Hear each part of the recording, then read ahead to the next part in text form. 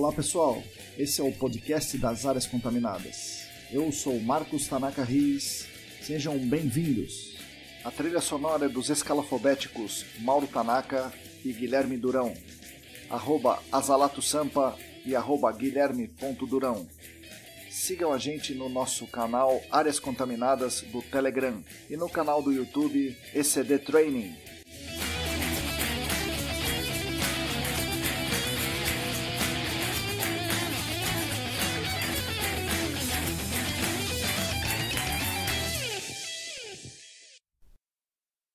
Olá, para você aí que está lavando a louça, passando roupa, está no metrô, está lavando as verduras, está extraindo os dados dos PDFs, bom dia, boa tarde, boa noite. Eu sou o Marcos Tanaka Riz e esse é o podcast Áreas Contaminadas, oferecido pela ECD Training e pelos colaboradores do Apoia-se e editado por Lilian Coreaço Riz. Essa é a edição número 44 e já é o 8º episódio da segunda temporada, o 8º, veja só, o ano está passando rápido, hein? Bom, como eu sempre gosto de falar, a nossa principal missão é levar divulgação científica da área do GAC para toda a nossa comunidade, além de falar um pouco sobre meio ambiente, sobre economia e sobre a vida em geral. E, obviamente, ajudar todos vocês, dando poder pelo conhecimento e voz pelo reconhecimento.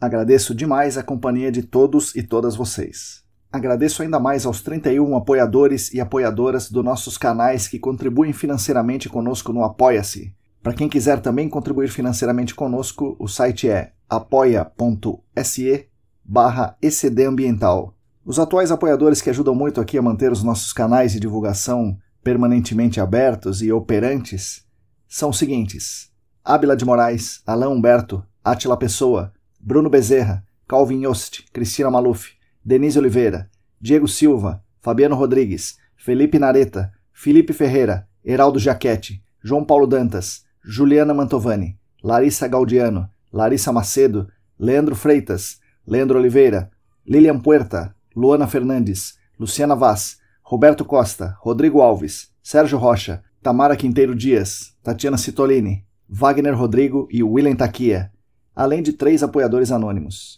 Muito obrigado a vocês que são os principais responsáveis pela manutenção dos nossos canais de divulgação. No episódio de hoje, falo com Felipe Nareta. Felipe Nareta é engenheiro químico e diretor técnico da SafeSet, mas que fez praticamente toda a sua carreira no IAT, Instituto Água e Terra do Paraná, que é o órgão ambiental estadual que, entre outras atribuições, avalia os trabalhos relacionados com o GAC.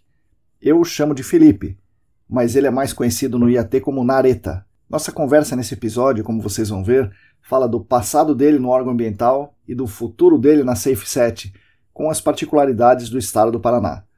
Falamos também, é claro, da trajetória dele, da importância do engenheiro químico para o GAC, e é muito importante, vocês vão ver, da importância do órgão ambiental para um meio ambiente equilibrado e suas inter-relações com o GAC, das principais falhas dos atores do mercado e, claro, falamos também um pouco de futebol.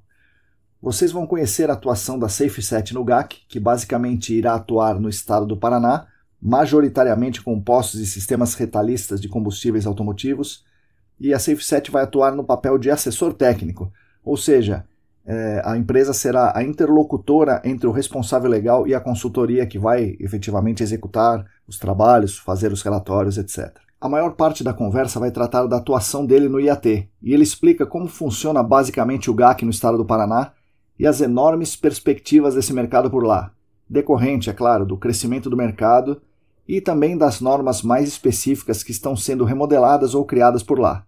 Ele fala também sobre os principais erros que os responsáveis legais e técnicos cometem e que ele, como técnico do órgão ambiental, presenciou. Certamente podemos extrapolar esses equívocos para o restante do país. Então, por favor, vamos prestar atenção no que ele fala, não cometer os mesmos erros e fazer o mercado crescer. Gostaria aqui de dar um pequeno aviso antes da entrevista. Aproveitando que o episódio trata do GAC em outros estados, o Centro Universitário Senac vai começar a oferecer uma das disciplinas do curso de remediação de áreas contaminadas de forma avulsa, ou seja, o interessado pode fazer somente essa disciplina sem ter que fazer o curso todo. Ele vai ganhar um certificado por essa disciplina, é claro. A disciplina avulsa chama-se Plano de Intervenção em Sistemas de Remediação. Ela terá 32 horas, será totalmente online com aulas às terças à noite, entre os dias 23 de março e 11 de maio. Ser uma disciplina totalmente online vai facilitar muito para quem é de fora de São Paulo e tem dificuldade em se deslocar ao Senac todos os sábados. E, embora não seja um curso todo, uma pós-graduação inteira de remediação, é uma boa porta de entrada em um tema muito relevante que é o plano de intervenção em áreas contaminadas. Informações mais detalhadas podem ser obtidas pelo e-mail responsável do Senac, que é pós-santoamaro@sp.senac.br. Repetindo, pós-santoamaro@sp.senac.br. Ou, se preferirem, pode me contatar no marcos@ecdambiental.com.br se for mais fácil para vocês. Mas é isso. Vamos para o episódio. Fiquem agora com as palavras de Felipe Nareta. Bom dia, boa tarde, boa noite, pessoal. Hoje eu tenho aqui o prazer de receber meu amigo Felipe Nareta. Felipe Nareta, diferente dos meus outros entrevistados, ele não é de São Paulo. Felipe é do Paraná. Então ele vai contar um pouco para a gente de como funcionam as coisas do GAC e do meio ambiente e da interface responsável legal, órgão ambiental responsável técnico lá no estado do Paraná, para a gente tentar dar uma visão mais nacional dos temas que a gente tem falado aqui. Então, Felipe, bom dia, boa tarde, boa noite. Então, bom dia, boa tarde, boa noite, Marcão. Obrigado pelo convite. Eu já acompanho várias das ações que você tem aí desenvolvido e ajudado o mercado do GAC a crescer. Agradeço primeiramente por tudo isso que você tem feito para o crescimento na educação mesmo do GAC, tanto dos vídeos do YouTube, as entrevistas como essa que a gente está fazendo, a newsletter, são coisas que realmente estão fazendo a diferença, não só para a iniciativa privada, mas eu, como ex-funcionário do órgão ambiental, fez muita diferença no meu dia a dia, dos meus colegas, então estou muito feliz de participar aqui com você desse bate-papo. Ô, Felipe, legal, obrigado pelas palavras e com certeza você vai ajudar bastante aqui o mercado também. Mas a gente costuma começar do começo, com você eu vou começar um pouco mais pro fim, né? Menos gente te conhece, já que você está no Paraná. Me fala uma coisa, você é engenheiro químico, e a gente já vai falar dessa trajetória, mas você é engenheiro químico, estava até esses dias aí, a última semana, no órgão ambiental e agora você não está mais. Como é que é isso? Qual era a sua posição no órgão ambiental e o que você faz agora? Então, verdade, né? Faz mais ou menos aí um pouquinho mais de 10 dias que eu solicitei minha exoneração, essa semana saiu.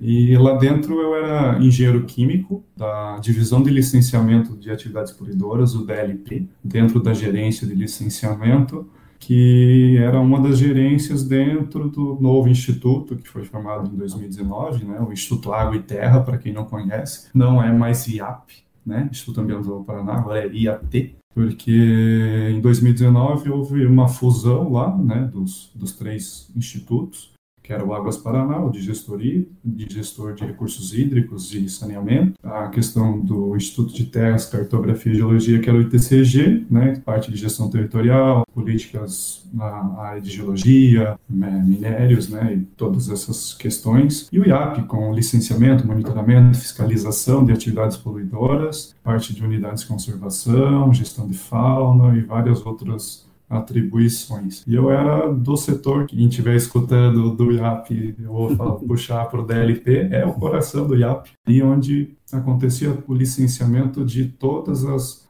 atividades potencialmente poluidoras. Claro, a gente tem os núcleos regionais que primeiro, né, por lá que o requerente vai ser atendido, mas o DLP é como se fosse um apoio de todos os núcleos regionais do estado, então eu tinha contato, né, ali na divisão do DLP com o estado inteiro, e ali no DLP, né, licenciamento de indústria, comércio e serviço, incluindo postos, bases, tinha aterros, tinha aspectos imobiliários, parte de saneamento, né, emissões atmosféricas, resíduos sólidos.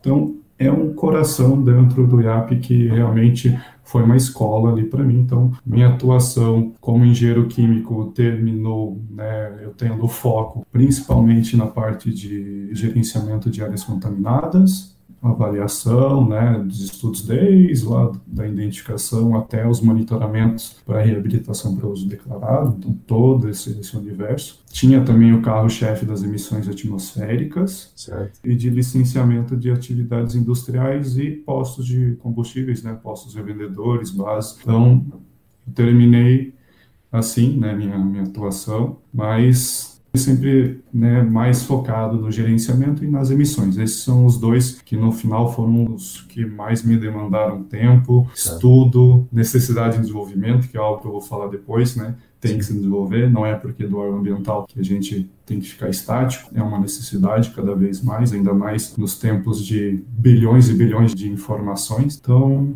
essa era a minha atuação lá dentro. Tinha aí a minha chefia imediata, a Rossana Baldanzi, depois a minha diretora, a Ivonete, e eu fazia parte dessa equipe da LP, essa que era a minha atuação lá dentro. Legal. Depois nós vamos esmiuçar um pouco mais isso aí, só para o pessoal saber qual é a sua função no GAC. Mas conta para nós, então, vamos voltar no começo, então. Onde você cresceu, o que você gostava no ensino médio, você tinha essa vertente ambientalista quando você era criança, e por que você foi para engenharia química e por que na universidade? Então, Marcão, isso é engraçado porque parece sonho de criança, mas eu queria ser jogador de futebol, vou ser sincero. Legal. E... Acho que todos nós, mas só que eu parei esse sonho bem antes que eu era perna de pau pra caramba, então... eu peguei e investi mesmo, cheguei até a adolescência ali para realmente em categoria de base, tudo isso, passei ali em algumas coisas, então toda a minha infância, né, que eu sou de Curitiba, né, nascido em Curitiba, mas minha família é do interior do Paraná, ali a região de Irati, mas eles vieram ali, minha mãe, meus tios, né, foram a primeira geração que veio para a capital, veio muito cedo, né, e eu sou a primeira geração realmente nascida em Curitiba, vivi a maioria da minha vida aqui, mas já vivi no interior. Mas o engraçado é que eu comecei mesmo com isso. E a questão do ambientalismo, vamos falar desde a infância, no ensino médio, era mais pela consciência, eu falava do aspecto com os animais, assim, sempre tive um cuidado com os animais, participava de coisas junto com os meus pais, né, minha mãe e minha tia, no caso, em relação a programas sociais com animais. Mas, assim, questão de focar da carreira profissional, que eu ia ser engenheiro químico, nem passava pela minha cabeça. Eu achava que eu ia virar jogador de futebol. Então, e isso foi até os 16, 17 anos aí. E daí aquela coisa, né? O mundo do futebol, querendo ou não, eu não sou o padrão, né, de jogador, vamos falar assim. Eu era zagueiro, terceiro zagueiro, volante, lateral esquerdo, ficava entre essas três posições, mas eu não tenho uma estatura tão alta para ser zagueiro, tenho aí 1,80 m, 1,81 m, então desde aquela coisa eu fui colocado de lado, por mais que eu tinha outras atribuições, o futebol brasileiro é muito de querer o físico, querer o contato. Aí, claro, cheguei ali com 16, 17 anos, naquela incerteza, não tinha nenhum contrato de fato assinado para virar profissional. Eu falei, não. E a minha mãe também sempre falando, estuda, né? Você não sabe, estuda, não para de estudar, né? Minha mãe é enfermeira, né? Toda aquela questão também de, depois eu vou comentar, de falar de concurso público e não sei o que, então, ó, estuda. Então, né, continuei estudando, claro, né? E o engraçado, a questão da engenharia química foi, acho que, da minha geração ali que eu entrei na faculdade em 2011, então ali 2009, 2010, tentava fazer um terceirão, cursinho, era o pré-sal, né? Todo mundo soube do pré-sal, aquela coisa, né? Então, nossa, o número de inscrições no vestibular para engenharia química disparou naquele período, até um pouquinho antes, na verdade. Então, eu fui mais dessa pessoa que estava com foco nisso, mas assim, muito porque desde o ensino médio eu gostava muito de química, mas muito mesmo. Claro que depois lá na faculdade eu quebrei a cara que engenharia química é muito mais física e matemática do que química. Fui iludido.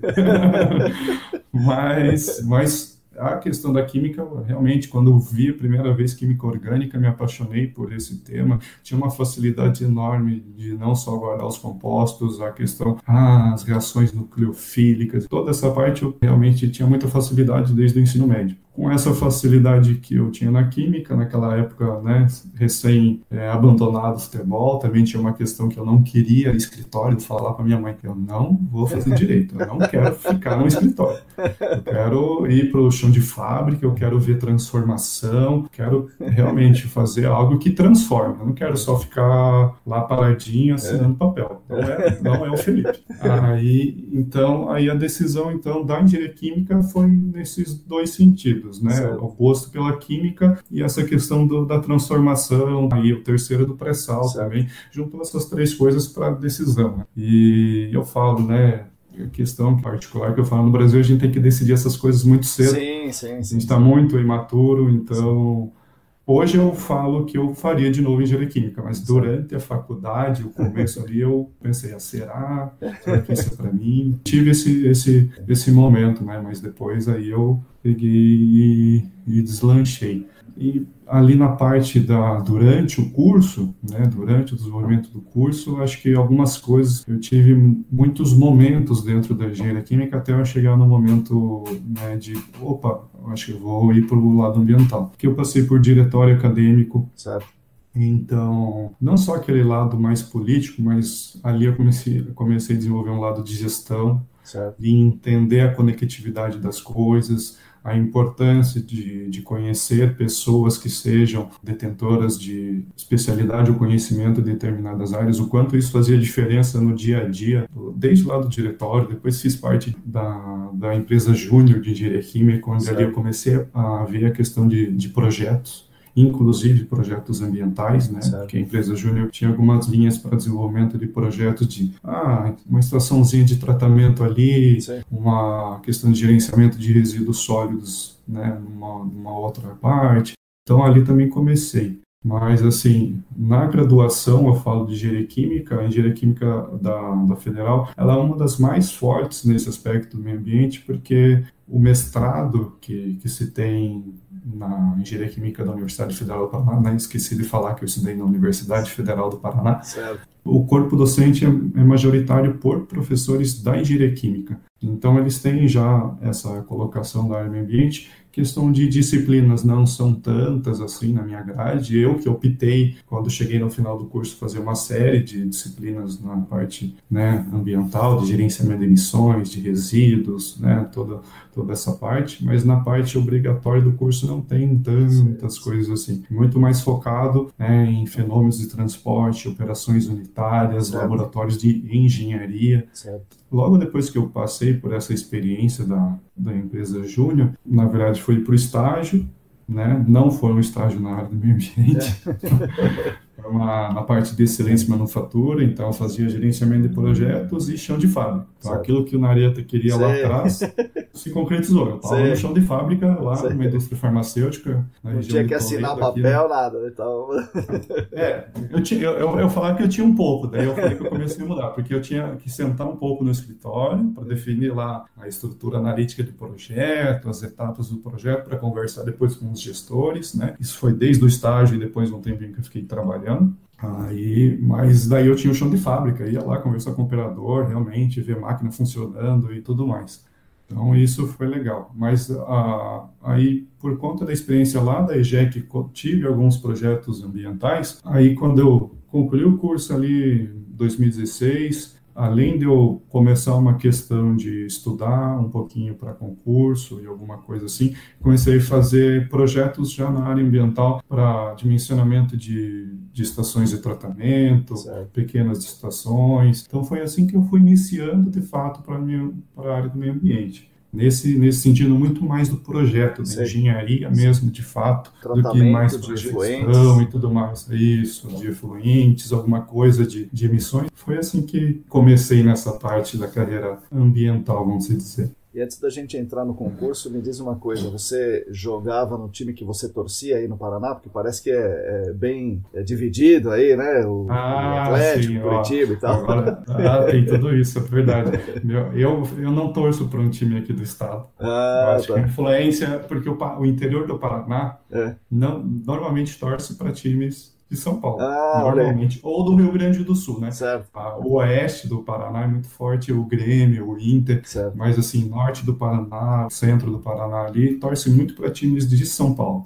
E eu peguei essa influência, eu sou palmeirense, então hoje até tem Vixe, final, viu? Então, olha só, a gente tem final, hein? Não, beleza. E aí você jogava onde? Qual time aí do Paraná? Eu cheguei a jogar no Paraná Tá. Clube, Certo. que infelizmente foi rebaixado para a Série C agora, fiquei triste. Certo. É um time muito interessante, assim, com uma torcida muito querida, assim, uma torcida muito próxima, acho que era legal isso, foi uma experiência bem, bem interessante. Fiquei até, na verdade, no sub-15 da vida, até em Marília, passei lá também. Sim. Foram os dois times de mais expressão que eu passei, daí os outros foram mais questão de times suburbanos da cidade de Curitiba, daí joguei tudo, mas daí de times mais expressão foi o Paraná e o Marília, Certo. que foram os times que eu me desenvolvi, mas eu sou palmeirense, não sou nem Coxa, nem Paraná e nem Atlético.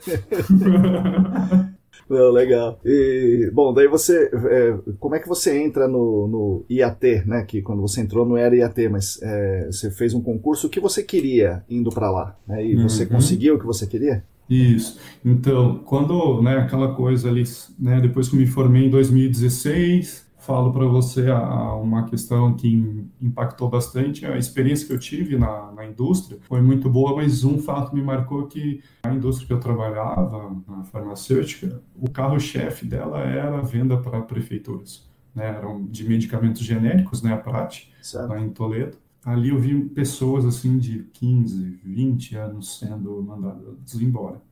E isso me chocou, sendo sincero. Aí aquilo que eu falei no começo da entrevista, minha mãe falou, estuda, concurso. E que eu falava com 17 anos, não vou fazer, não quero concurso, caramba.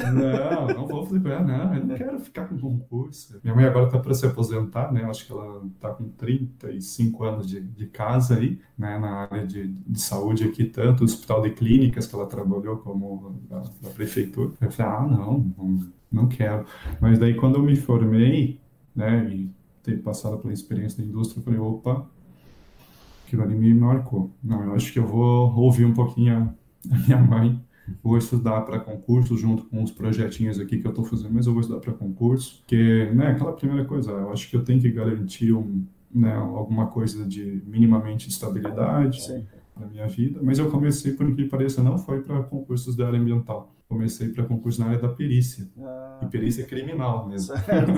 Esse né, medicina legal, balística, forense, essas coisas aí. E a questão do IAT aconteceu no final de 2017. Um colega meu sabia que eu estava estudando para concurso, falou, por que você não tenta esse processo seletivo? Porque, na verdade, não foi um concurso, foi um processo seletivo simplificado, né? Mais ou menos um PSS, mais ou menos. E ali eu falei, opa, como que é isso? Então é assim, assado, tenho pessoas que trabalham lá, se você quiser conversar para ver se é isso mesmo que você quer fazer, mas conversa logo porque semana que vem acaba a inscrição.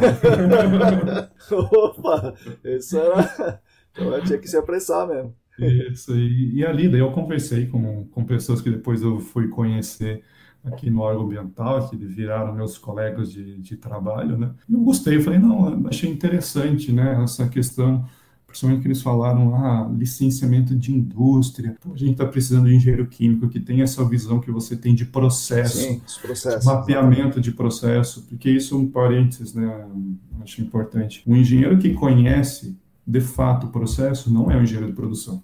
Com todo respeito aos meus amigos engenheiros de produção. É um engenheiro químico. É ele que estudou os fenômenos de transporte para entender como ele vai dimensionar pelas operações unitárias os equipamentos. É o engenheiro químico que tem esse conhecimento. Então, ele sabe que ele tem uma matéria-prima com determinadas substâncias e ele precisa transformar num produto. E quais são os processos e etapas que ele precisa fazer para chegar naquele fim. É o engenheiro químico que tem a concepção desse ponto. E o pessoal lá no IAT falava, a gente tem um problema quanto a isso. Muitos engenheiros químicos se aposentaram, essa parte do licenciamento industrial está um pouco assim. Então, eu falei, gostei, acho que isso aí é interessante. Vou poder ainda aplicar a minha engenharia química, interessante em conciliação com o meio ambiente. Porque aqui a gente existem muitas avaliações preliminares feitas em São Paulo, né? Muitas. Acho que a maior parte dos trabalhos é de avaliação preliminar. E eu vejo muito pouco pessoas que têm essa formação, essa expertise em processos, participando de trabalhos de avaliação preliminar. Normalmente quem faz a avaliação preliminar é a consultoria, lá na consultoria tem normalmente engenheiros ambientais, geólogos, né? É o normal. Mas todo mundo faz as avaliações preliminares, faz muito bem o levantamento histórico, faz muito bem as vistas aos processos antigos, mas eu acho que sempre achei que faltava, por isso que eu nunca quis fazer, sabe? Alguém que conhecesse dos processos, porque eu não entendo dos processos, como é que, e nem os novos e nem os antigos, como é que eu vou chegar lá e descobrir que aquela máquina lá é que é o problema e não é aquela outra do outro lado. Então, eu acho que o papel do engenheiro químico é fantástico. E como é que você vê isso daí? Isso, e eu acho que esse é a grande ponto de você ter na sua equipe, seja no órgão ambiental, seja na iniciativa privada de engenheiros químicos, porque é a pessoa que vai conseguir identificar, de fato, pontos de geração, seja de emissões, de efluentes, de resíduos sólidos, e mais do que isso, entender o equipamento e a diferença de substâncias químicas necessárias para você introduzir naquele equipamento para gerar o produto A, B ou C. Então, a pessoa consegue não só entender o equipamento e os pontos de lançamento, mas ela tem conhecimento dos processos de como eu faço o A chegar em B.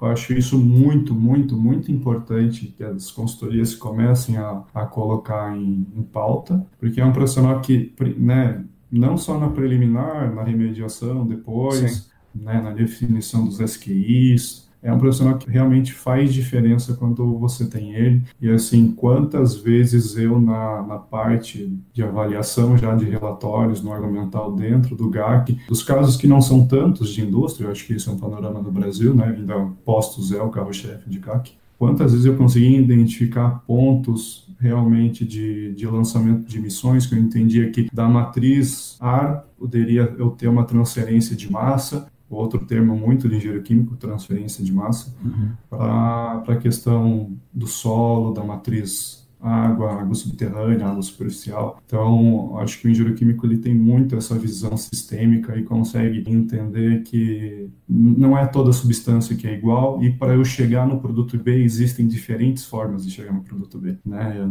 Tem várias rotas de processo. Certo. Aí o engenheiro químico vai poder te falar, não, por essa rota de processo, eu tenho a geração de emissões desse tipo de emissão, ou desse tipo de resíduo sólido, que é um rejeito, por exemplo. Certo. Então, é muito importante o engenheiro químico nessa parte. Isso eu falo muito importante mesmo, assim, me auxiliou muito, não só na parte do gerenciamento de áreas contaminadas, mas no licenciamento como um todo. Principalmente quando eu fui depois lá para as emissões atmosféricas, que eu peguei em janeiro. Foi muito importante para eu identificar, por esse processo, monitorar esse parâmetro. Mas e para a produção do mesmo produto, mas por esse outro processo eu consigo monitorar por aquele outro parâmetro. Então, isso o engenheiro químico consegue muito bem separar, entendeu? E para o GAC, eu ia perguntar se a formação ajudava no GAC, obviamente ajuda, mas o que falta? Porque daí o engenheiro químico tem uma formação voltada para um lado, mas para o GAC falta outras coisas. É realmente o conhecimento do meio físico ou você vê alguma outra coisa? O primeiro conhecimento do meio físico, com certeza. Claro que questões ali da interação do contaminante com o meio físico, o engenheiro químico tem a condição de falar isso por conta dos fenômenos de transferência de massa, correção dos vários fenômenos, né, de absorção, hidrólise e outras coisas do gênero, mas o meio físico, realmente a mineralogia, conhecimento a fundo, de saber, né, unidades hidroestratigráficas, chegar nesse nível, precisa-se de um geólogo, daí o engenheiro químico não vai conseguir. Outro ponto, assim, que eu coloco, aí, às vezes, mais na execução mesmo da implementação de um plano de intervenção, se a necessidade de um engenheiro mecânico, a necessidade de algum outro tipo de profissional, porque o engenheiro químico vai conseguir definir, a partir dos seus conhecimentos de transferência e operações, quantidades, né, fazer os balanços de massa, balanços de energia, né, são duas palavrinhas mágicas para engenheiro, para se chegar naquele método e dar um norte quanto à quantidade a ser injetada, falando do ponto de oxidação química, por exemplo, mas às vezes a questão mecânica dos equipamentos, alguma coisa assim, daí eu acho necessário também a questão do conhecimento de um engenheiro mecânico, algum profissional nessa linha. Mas a principal é o que você colocou ali do meio físico. Eu tive uma experiência muito rica de conversar com muitos geólogos ao longo da minha história no IAT, e isso me fez, né, me tornar um pouquinho um engenheiro químico com um pezinho na geologia. É legal. mas, né, hidrogeologia, né, toda essa questão e entender o porquê você não pode fazer poção e essas outras coisinhas aí. Mas precisa de um geólogo, né? A minha grade, Nareta, pura e simplesmente saindo da faculdade com a grade de engenheiro químico, não teria essa condição do meio físico nunca, assim, não é o nosso foco, né? Não sei em outras engenharias químicas, mas as que eu conheço também não teriam esse foco. A questão da experiência que eu tive, né? Que eu entrei antes da união, né? Das 3 autarquias que Certo. eu comentei no passado. Então, tinha o ITCG. E eu fiz como se fosse um trainee, né? Não existe isso no estado, mas, né? Um trainee. Não só no DLP, eu atuei na divisão de geologia Ah, legal. dentro do ITCG. E lá eu conheci geólogos, nossa, muito bons, né? A Kátia, Tadeu, que foi virar meu colega depois que eu roubei da geologia lá, que é o Lorenzo, né? Lorenzo Zanetti, que, nossa, foi uma pessoa que fez mais ainda o Nareta virar um pouquinho mais geólogo, além de engenheiro químico, porque a gente trabalhava diretamente um do ladinho do outro. Então, era a visão do engenheiro químico, era a visão do geólogo, né? Então, Lorenzo, né, Lorenzo, você está escutando? Obrigado pela minha formação em geologia e hidrogeologia. Você contribuiu bastante, Kátia, Tadeu também. Como é que é lá no Paraná? Tem o licenciamento. Quem que tem que fazer o licenciamento e quem passa a se tornar um responsável legal de áreas contaminadas, né? Porque imagino que tenha um mundo muito grande de empreendimentos que tem que fazer o licenciamento, mas não tão grande o mundo de quem tem que entrar numa porta de gerenciamento de áreas contaminadas. Como é que isso funciona no Paraná? Quem que tem que fazer uma avaliação preliminar, uma investigação confirmatória? O Paraná, né, ele é definido, ele tem resoluções de Conselho Estadual do Meio Ambiente, resoluções de secretaria, eu tenho portarias emitidas pelo Argumental, agora IAT. Então, basicamente, esses são os 3 tipos de legislação principais que vão permear a parte do Argumental. Então, hoje, a resolução do Conselho válida é a SEMA 107/2020. Lá ela vai definir todo o escopo de quem necessita de licenciamento, mas de uma maneira geral, certo, uma maneira mais generalista. Aí no Paraná, por prática, a gente tem várias, e várias mesmo. Assim, é uma saladinha de fruta de resoluções específicas, de atividades específicas, industriais, de comércio e serviço, de postos, de aterros, imobiliárias, e por aí vai. E dentro desse escopo das resoluções específicas, vai estar determinado, dependendo do porte, quais que vão ser de licenciamento de trifásico, né, simplificado, dispensas de licenciamento e até inegibilidade de licenciamento. Então, o arcabouço do Legal do Paraná é colocado no panorama geral, com essa resolução SEMA 107, e aí as várias específicas. E até já aproveitando em caráter informativo, porque ajudei a construção do novo site, então muito bom. Posso falar. O site atual do Instituto está muito bom nessa parte. O pessoal entrando no menu licenciamento vai conseguir ver todas as atividades específicas que tem resolução para o licenciamento. Então, fica muito intuitivo de você ir lá ver, tudo bem, tem a resolução do conselho, mas agora eu quero saber mais sobre a atividade tal. Então, lá no site está bem ordenado, é bem fácil de encontrar. Então, o licenciamento vai variar, né, em relação a porte, claro, do empreendimento, e daí alguns fatores específicos dentro de cada atividade específica vão ter algumas questões, né? Por exemplo, no mundo de postos, o Paraná segue a coluna lá 273 na questão pontos de abastecimento até 15 mil dispensa de licenciamento, daí depois eu vou ter o licenciamento trifásico, já para atividade de PA, mas também para postos revendedores. E o Paraná tem muito foco no licenciamento. Essa outra pergunta que você fez em relação da demanda do GAC, né, quando ela está instituída como estudo obrigatório técnico lá na SEMA 107, né, de 2020, é um dos estudos taxativamente que podem ser exigidos, mas assim, hoje ainda a gente não tem, como é São Paulo, eu não lembro qual que é a resolução específica, acho que é a SMA 013, 010, que define um rol de atividades potencialmente poluidoras, né? Isso, mais poluidores tem a 10, que já... a 10 e a 11.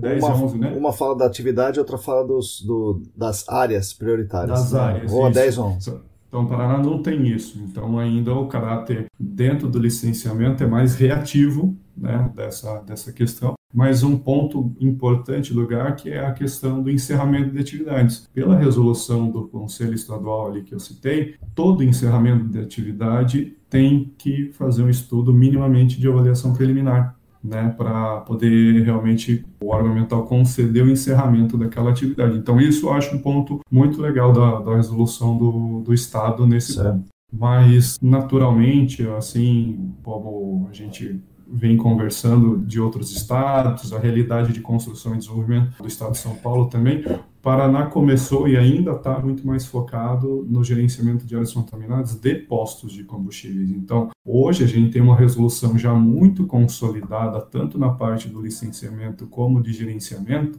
de postos revendedores, PAs, bases e TREs. Ali a gente tem até termos de referência específicos para hidrocarbonetos, né, quando o teu substância química de interesse é os hidrocarbonetos. Certo. E ali eu vou ter desde dos estudos de identificação até as ferramentas de análise de risco. Tem um pouquinho da intervenção, mas eu coloco que intervenção a gente não tem um termo de referência bem colocado, são, vamos falar, melhores momentos. Certo. ali dentro. E é a resolução CDEST 003/2020, a qual eu tive prazer de realmente participar da construção dela, dos termos do GAC. Fala o nome da resolução, por favor, de novo, Felipe, para os nossos ouvintes ficarem... Resolução CDEST, de Secretaria de Desenvolvimento Sustentável e Turismo, né, que é o novo nome da Secretaria, 003/2020. A parte do GAC é o anexo 6 e 7, que falam a identificação e o diagnóstico, né, e um pouquinho da intervenção, mas bem pouquinho. E uma inovação também que depois eu posso comentar em relação ao relatório de monitoramento e operação, que é um outro anexo, que tem a ver com o GAC, mas daí é um caráter mais preventivo. Certo. É justamente nesse ponto que a gente identificou uma fraqueza na legislação como um todo do Paraná, de ter um caráter muito mais reativo, vamos falar assim. Então a gente instituiu esse outro relatório para tentar ter um caráter mais preventivo, pelo menos dentro da atividade específica que é postos de combustível. Então, se for posto, tem um posto de um determinado tamanho, tem que fazer esse relatório de monitoramento preventivo. Isso, e esse relatório não só, o nome dele é Relatório de Monitoramento e Operação. Então, né, ali a gente vai cobrar várias questões em relação à operacionalidade e apresentação de resultados desde o sistema de monitoramento eletrônico, né, como um todo, do interstício, dos equipamentos, porque isso é outra questão que mudou muito da resolução antiga que tinha, a SEMA 32/2016, para a CDEST 003. A minha experiência, quando eu entrei no órgão, eu entrei sob a vigência da SEMA 32, né? Eu via que a gente tinha um grande problema de gerenciar o cuidado do posto a cada 4 anos, que era a validade do licenciamento antes, agora subiu para 6, mas a cada 4 anos. Aí o que acontecia na prática era a pessoa pegava e apresentava 1 milhão de documentos naquela renovação da licença. Mas durante o período de operação no posto, pouco cuidado. Certo. Aí o que acontecia na prática? A gente só ia demandar um estudo, né? Era obrigatório já o estudo de identificação a cada renovação. Isso mudou para a resolução atual, agora não é mais obrigatório a cada renovação, mas daí a gente instituiu esse relatório de monitoramento e operação para que a pessoa, fora essas questões operacionais de controle dos sistemas de monitoramento ambientais, colocasse um ponto muito importante que é a identificação, a investigação do meio físico em caráter preventivo. Certo. Então, com amostragem de solo, dado um modelo conceitual previamente definido num estudo técnico realizado de identificação, né? Então, a partir daquele modelo conceitual aprovado, que o órgão já aprovou num período anterior, eu tenho aquele modelo conceitual, não tive uma alteração, eu vou basear o meu relatório de monitoramento e operação para fazer as amostragens de solo, possíveis instalações de postos de monitoramento com base naquilo. Certo. E eu vou ter daí, ao longo do período de operação,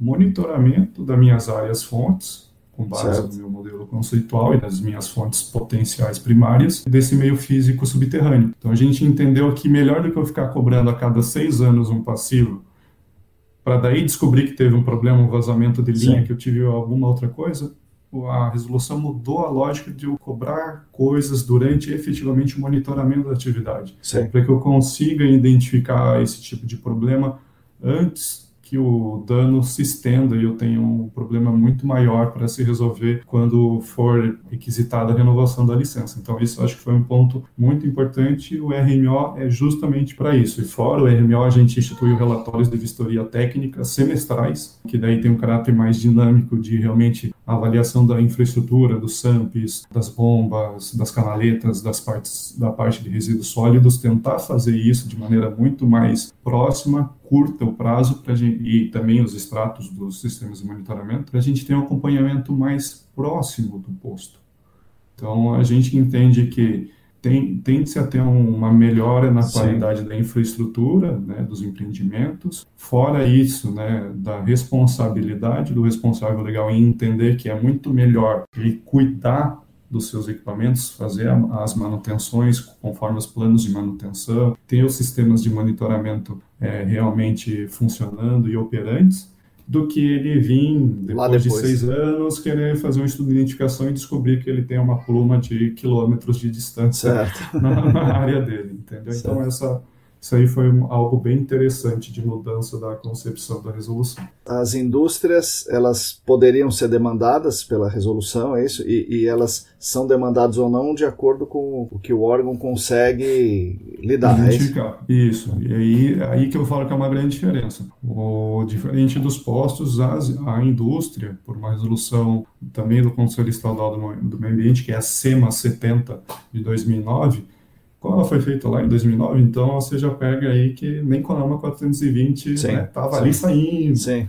Hoje, a resolução específica de indústria não coloca esse estudo como de maneira preventiva, qualquer estudo dessa natureza. Então, fica muito a cargo dos técnicos, da equipe de fiscalização, de denúncias, a gente conseguir começar a demandar, para o caso específico A, B ou C, o gerenciamento daquela área, né, com estudos de identificação e por aí vai. Então, a indústria tem esse caráter, o que reflete na prática, né? 80% dos estudos que eu analisei e recebi, ou que meus colegas tinham, são de postos. Certo. Os 10, 15% de indústria, aí o resto era aterro, cemitério e por aí vai. Certo. E quem analisava tinha um grupo, não era especializado nisso, né? Eram os técnicos descentralizados das unidades nas outras cidades ou vinham tudo para vocês ali, para vocês analisarem?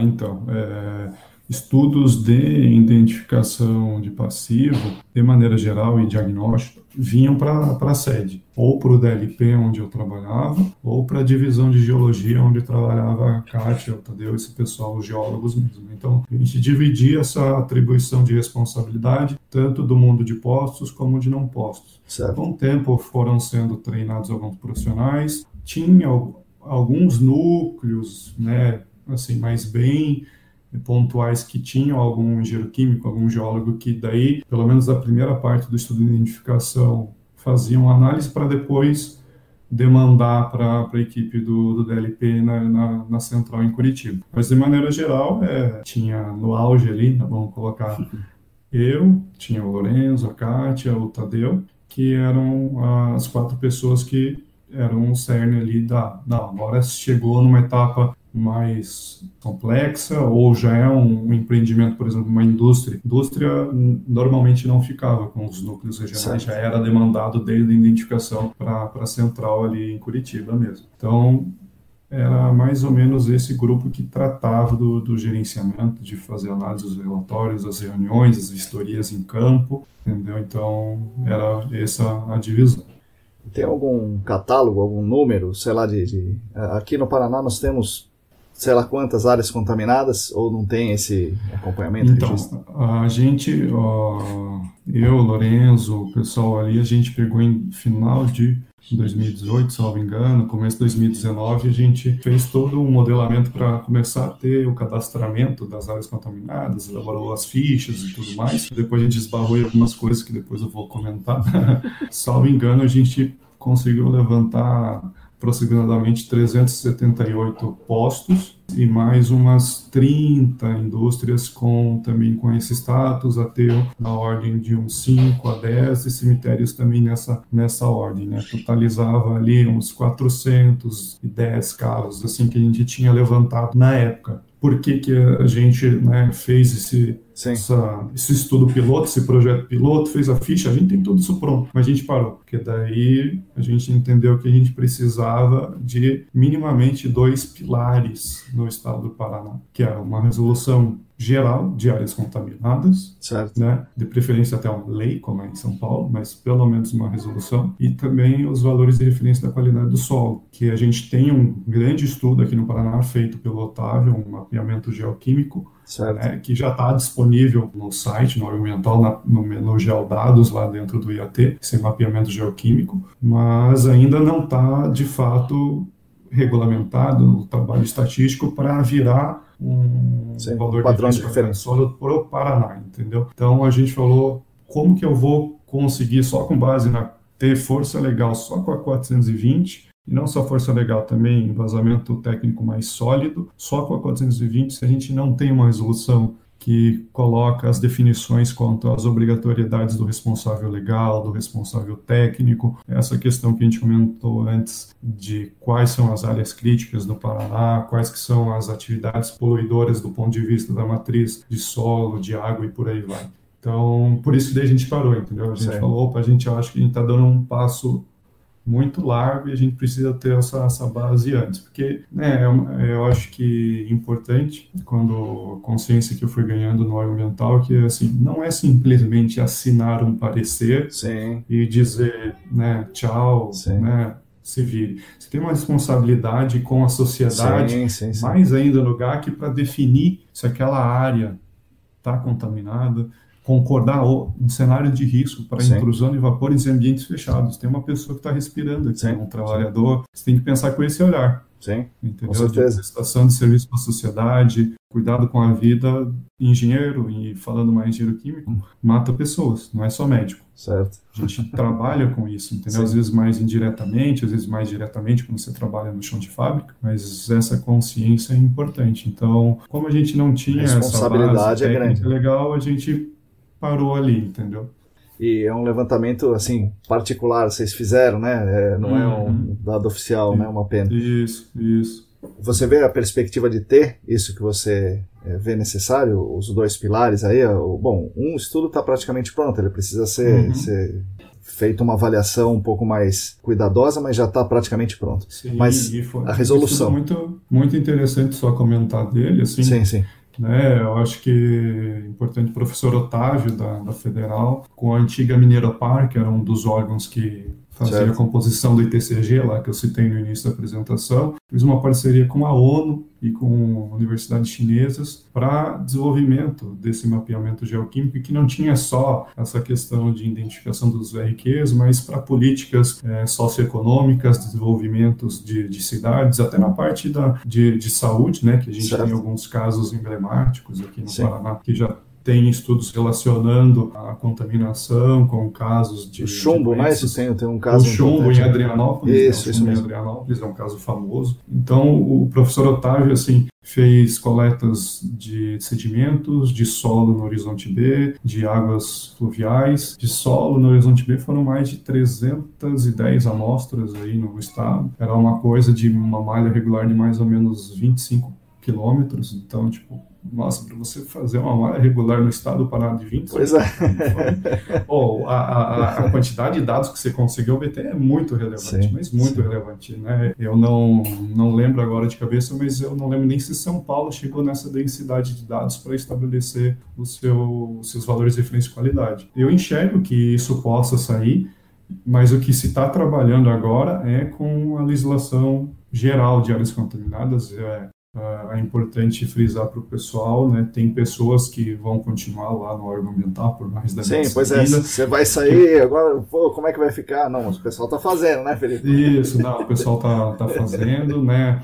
Meus pupilos, né? Vou falar deles, né? A Nayara, o Eduardo, a minha chefia também, a Rossana tem muito claro isso, minha chefia imediata e outros colegas aí, né? Recentemente também entrou um pessoal para compor a equipe, né? Pelo que eu sei, também tem geólogos e outras pessoas que vão poder contribuir, mas o norte vai ser o desenvolvimento dessa resolução. Legal. Numa primeira etapa, para daí eu chegar na segunda etapa. Que na verdade vão correr de maneira, né, paralela, vamos falar assim, porque enquanto a resolução está ainda um pouco mais crua, entre aspas, porque o Lourenço já fez um trabalho bem legal, não sei se o pessoal está acompanhando, mas ele fez a pós-graduação dele com o pessoal da USP, né? Ah, sim, Lá. eu vi o trabalho dele no LinkedIn, é verdade. Ele fez, né, um trabalho enorme para o estado tá aqui uma primeira versão para vocês terem de uma minuta de resolução. Né? Isso foi o trabalho de conclusão de curso dele. E a parte do que o professor Otávio fez, né, por toda a solidez técnica de parceria, né, e qualidade e representatividade dos dados, realmente é uma questão de análise estatística agora que precisa ser feita para a definição das unidades dentro do Paraná. Mas então dá para ser até um estudo paralelo. Mas hoje que eu sei, o pessoal vai focar na resolução. É esse que é o carro-chefe que vai ser desenvolvido. Então você imagina que daqui a, sei lá, 5 anos, isso vai estar, certamente vai estar melhor do que hoje. Então, sim, mais desenvolvido o órgão ambiental e, consequentemente... Eu coloco até num horizonte menor a questão da resolução. A resolução certo. Pode ser que saia realmente num horizonte menor, assim, tem bastante pessoa com expertise. Hoje a gente tem uma possibilidade maior com o núcleo de dados, né, de tecnologia da informação do órgão, também cresceu junto, então se a gente precisar fazer algum outro trabalho de mapeamento e outras coisas para depois conseguir exportar a lista de áreas contaminadas na atual situação do Paraná, isso vai ser muito mais fácil. Então eu acho que assim, a faca e o queijo na mão tem, basta começar de fato a fazer, né, formar os grupos de trabalhos de maneira oficial, porque os grupos de trabalho já existiam, mas agora, né, oficializar isso para ter as reuniões com a iniciativa privada, sejam consultores, sejam a indústria ou outros setores, que é importante, né? Eu acho que precisa ter essa troca, porque já foi a época, quando eu construí a resolução que eu citei, a CDE 003, não é mais a época de eu ficar como Estado instituindo uma resolução sem saber nada da parte prática e depois ver os impactos, aquilo lá realmente não acontece, aquilo lá não vai dar certo. Então, ainda bem que o Paraná já não tem essa visão há alguns anos e tenta sempre compor os setores, entendeu? Então, acredito que vai sair antes desses 5 anos, tá, Marco? Legal, interessante. A gente ouve as notícias, né, e lê as notícias de que tem um plano nacional, né, de áreas contaminadas que o Ministério do Meio Ambiente propôs e assinou alguns convênios, inclusive com a ESAS, né, de capacitação, de identificação de áreas contaminadas do Brasil todo e tal. Como é que você viu? Qual é a impressão que você tem desse programa? Qual é a relação que tem com o Paraná, que vai ter? A primeira coisa, fiquei triste porque eu estou saindo do órgão ambiental. Falei, nossa, agora tem uma diretriz nacional. Acho que agora realmente nessas questões que a gente estava acabando de conversar vão ganhar fôlego, ganhar sustentação para serem realmente desenvolvidas. Então esse é o primeiro ponto. Eu acho que o Plano Nacional vem muito para contribuir com esses estados que têm ideias, às vezes até individualizadas. A gente sabe, né, tem as famosas equipes dentro de áreas contaminadas. É verdade. E dá fôlego, dá realmente a pessoa poder enxergar o horizonte, que ela vai ter um apoio. Né? Se ela não tem com quem compartilhar, às vezes, no órgão ambiental para o desenvolvimento daquela área, agora ela vai ter uma equipe para partilhar isso. O desenvolvimento dos órgãos ambientais vai ser, acho que, a parte mais importante, porque é o que efetivamente vai dar a possibilidade de transformar aquela informação em conhecimento e que esse conhecimento seja transmitido na elaboração da resolução, para que ela seja, essas resoluções que vão sair pelos estados, tenham também uma certa uniformidade, né? Não fique criando monstrinhos, né, aí com coisas muito diferentes, e os técnicos tenham mais segurança para atuar no desenvolvimento dela e depois na cobrança dela. Porque se tem uma coisa também muito, muito ruim aí, que a gente vem, infelizmente, conversando com outros colegas, da minha experiência mesmo no órgão ambiental, essa questão, você tem a resolução, mas você não sabe como cobrar ela. Entendi. Não adianta. O Programa Nacional de Áreas Contaminadas vai ser muito interessante nesse sentido do desenvolvimento. Eu acredito que se os estados realmente ficarem trabalharem juntos e procurarem, de fato, o pessoal da ESAS e outras instituições envolvidas, a gente vai ter um desenvolvimento que há muito tempo eu não vejo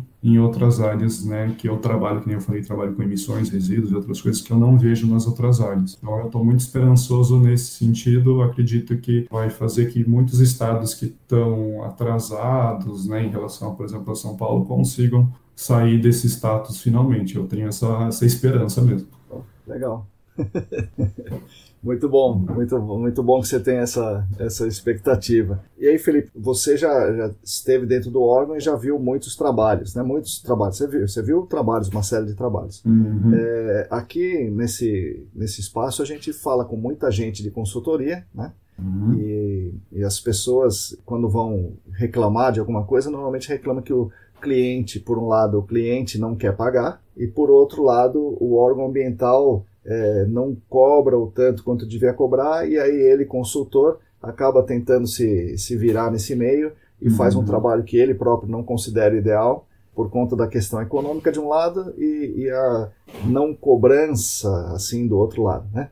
Eu falei com responsáveis legais, aqui teve um programa com 2 garotas que são responsáveis legais, e elas reclamam do responsável técnico que não propõe alternativas. Elas querem pagar, mas não tem as alternativas técnicas adequadas, mas elas reclamam do órgão ambiental que não cobra, né? E agora nós temos a oportunidade de um ex-órgão ambiental que vai nos dizer aqui quem é que está com a razão aí na história. Todo mundo, né? Todo mundo tem a sua razão nessa história, porque todo mundo tem um pouquinho de erro nessa história, né, de posicionamento, às vezes. Eu falando primeiro da parte do consultor e em partes também do órgão público. Eu acho que quando você vai conversar com um responsável legal, você tem que estar num nível de conhecimento, não só de informação, que você consiga transformar o técnico, aquele jargão técnico, jurídico, muito difícil, que você vai falar com seus colegas, para algo aplicável no dia a dia daquele responsável legal. Tentar mostrar, não, aqui o benzeno, pela via de exposição, não sei o que, deu CMA acima. Então, a pessoa vai olhar... E aí, né? Então, o que é isso? que eu tenho a ver com isso? Não, você tem que falar realmente, se você ingerir água, você tem o risco de câncer. Falar nesse sentido, e eu preciso controlar essa via de exposição, mitigar isso, ou retirar a massa de contaminantes daqui para eu conseguir, né, mudar esse cenário, né, por exemplo. Então, eu preciso chegar nesse nível de conversa, e eu falo, esse é um grande problema dos consultores, que às vezes querem ser muito, muito formais e mostrar toda a sua expertise técnica para o responsável legal, mas isso tem momentos do convencimento, momentos de apresentação de alternativas, você também tem que saber falar o jargão, o que o seu responsável legal entende. Certo. Isso é uma parte importante. E eu falo que isso não só do consultor, mas do responsável também do órgão ambiental. Certo. Não adianta você falar, não, conforme o artigo tal, você tem que fazer isso aqui.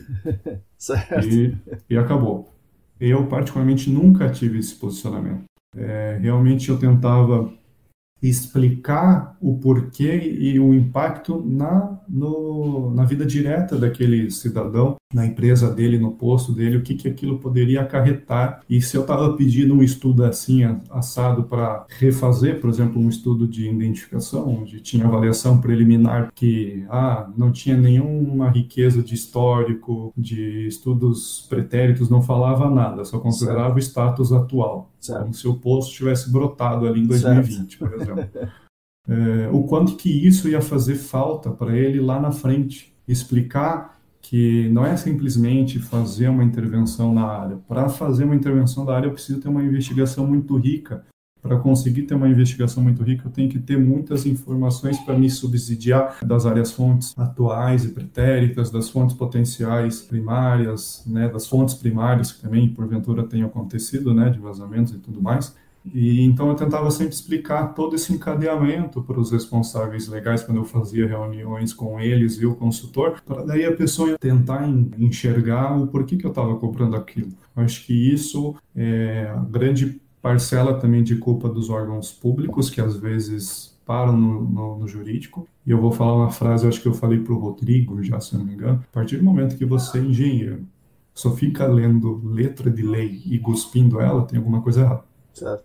Tem uma coisa muito errada. Certo. Você, como um engenheiro ou qualquer outro profissional da área técnica, você tem que pegar e ir além disso. Sim. Entendeu? Senão vira advogado. Você tem que saber realmente esmiuçar e transformar aquela informação de maneira mais acessível para aquele cidadão, entendeu? Para que você consiga também atingir o teu objetivo. Porque não adianta nada para o argumental ficar lá reprovando 1, 2, 3, 20 vezes e não ver o caso sendo resolvido. Sim. Aquilo depois se transformar num brownfield.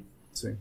Sabe? Não tem por que você ter essa posição, porque é isso que você vai conseguir. E o consultor, eu vejo também que tem um grande problema, daí agora não na relação consultor responsável legal, mas consultor órgão ambiental, de achar que o órgão ambiental, por conta daquela demanda enorme, pilhas de processo, que eu falo que não é, pelo menos no Paraná a gente tem processo físico, mas tem bastante coisa digital. Então aquele cenário autarquia dos anos 80 diminuiu bastante, graças a Deus. O trabalho continua grande, mas só a pilha não tá lá, não né? tem a pilha para ver. Só pilha digital.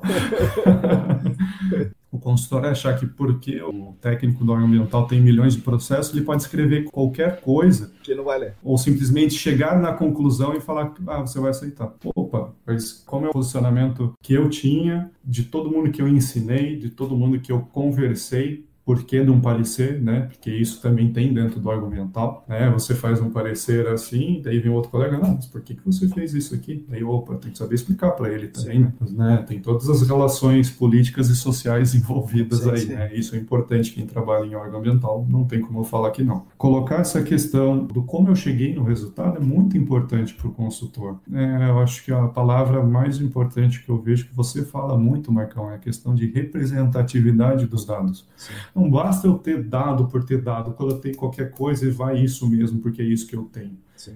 Qual é a certeza, qual é o grau de incerteza que eu tenho associado a esse estudo? Isso é muito, muito importante que o consultor tenha honestidade de falar para o órgão público.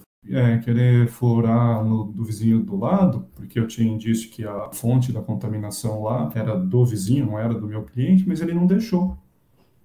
E eu tenho a habilidade de falar isso no meu relatório. Eu tenho essa incerteza associada ao meu relatório. Sim. E eu fiz isso e aquilo para tentar contornar essa incerteza. Isso é muito mais justo e muito mais benéfico para a relação consultor e órgão ambiental do que eu ficar tentando jogar uma conclusão e falando para você, órgão ambiental, engolir. Tenho muito essa coisa desde a época da faculdade de ser meio autodidata, de querer correr atrás e fui descobrindo ITRC, EPA e essas coisas, materiais de graça, sozinho, assim foi indo. O consultor tem que ter essa posição. Acho que isso é o mais importante, sabe? Saber explicar como eu cheguei na conclusão e por quê. Legal. E aí, falando nos relatórios e tal, nos consultores, como é que é a qualidade geral dos relatórios de GAC que você recebia? O que você acha que podia melhorar? Assim, você via muito poção ou você só via poção? Tinha alguém que coletava amostra de solo na zona saturada? Ou isso é impossível? Como é que funciona? Olha, é muito, muito bom, Marca, muito bom. Isso aí são pontos assim, que eu me lembro quando eu comecei a ler, que a primeira vez que comecei a estudar, que era ler a SEMA 32, eu li umas 500 vezes. De maneira geral, os estudos, infelizmente, não são satisfatórios, né? Não tem a qualidade esperada, principalmente dessa consciência da representatividade dos dados, mais ainda do solo. Isso é uma negligência muito grande aqui no estado do Paraná. Análise de perfis de solo completo, incluindo a zona saturada. Peguei acho, na minha trajetória. Analisei aí mais de 400 relatórios, vamos falar assim, 500, se for. Eu peguei Voltando nessa questão do solo, pontuando melhor essa questão, a questão da matriz solo ainda é muito negligenciada aqui no estado do Paraná, mas muito mesmo. Aquela visão de eu coletar no pico maior de Voigt na franja capilar, nossa, 99,9% dos estudos ainda são nesse ponto. Descrição das unidades hidroestratigráficas ainda é muito pobre. Eu tenho relatório já assim, daí esse número é um pouquinho melhor, vamos colocar aqui já uns 10% do pessoal, pelo menos a descrição realmente dos perfis está fazendo de maneira mais adequada, mas a matriz de solo ainda, assim, se tem muito mais, às vezes, postos de monitoramento instalados do que amostras de solo coletadas, ainda eu tenho questões de uso de ferramentas inadequadas, trados manuais, mecânicos helicoidais, né, que a gente sabe por todos os problemas de mistura dos horizontes. Quando eu falo do mundo de postos, volatilização dos hidrocarbonetos, isso ainda é muito, muito ruim nessa parte, tem muitos estudos ainda nisso, e isso vai, acho que também por conta da resolução. Eu enxergava que quando eu escrevi ela no final de 2019 era o jeito certo, mas agora com a minha visão, conversando com o Rodrigo, conversando com você, conversando com várias pessoas, eu falei, opa, acho que Podia mudar a forma, a ali, lógica que ela foi colocada, acho que ela cria um problema, que é o quê?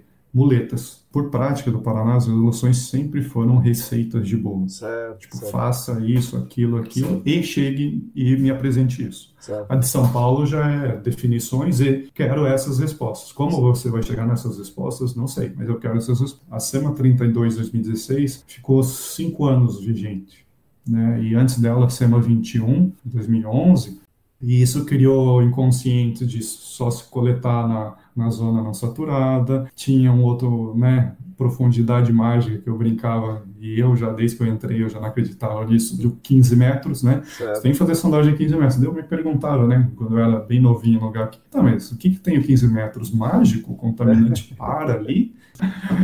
E com isso foi se criando esse inconsciente.